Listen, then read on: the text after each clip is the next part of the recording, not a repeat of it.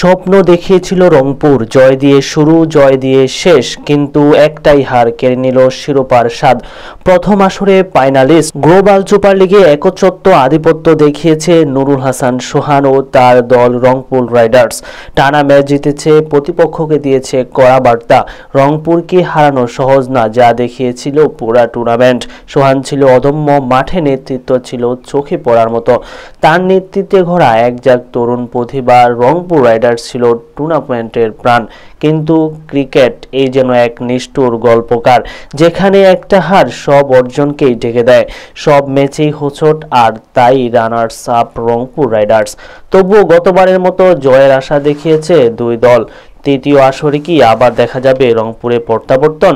সময়ের অপেক্ষা, কিন্তু রংপুর জানে তারা আবার ফিরে আসবে।